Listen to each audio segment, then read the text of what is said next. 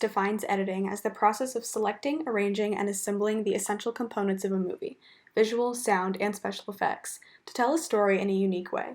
In such a unique movie as 2001 A Space Odyssey, directed by Stanley Kubrick, editing obviously plays a large part in conveying the larger themes of the story.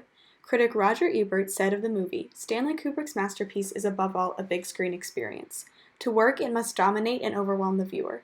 Its power resides in the immensity and emptiness of its images of outer space and in the frailty of man, dwarfed even by his tools. And perhaps one of the best examples, the editing between the bone thrown in the air by the ape and the spinning satellite in space creates not only a visual spectacle, but conveys the way that technology has been advanced by humanity over the years. The simple graphic match cut edit shows the audience the connection between the technology of the past and the technology of the future, as well as lets the audience know that they have traveled into a new portion of the story. This shot is also an example, albeit somewhat extreme, of the use of ellipsis, in which the time that separates one shot from another is omitted. Roger Ebert said of this portion of the movie, Kubrick begins when man was still an ape, thoroughly at home in the natural environment of Earth.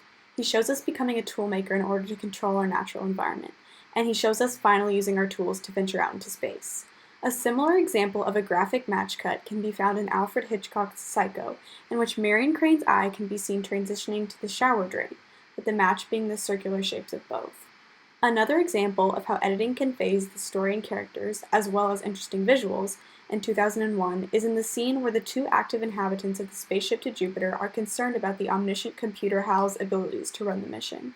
This is an example of using shot reverse to display continuity editing in their conversation and establish the fact that Hal could really be all-knowing and all-seeing, bringing a sinister element to an otherwise inert character.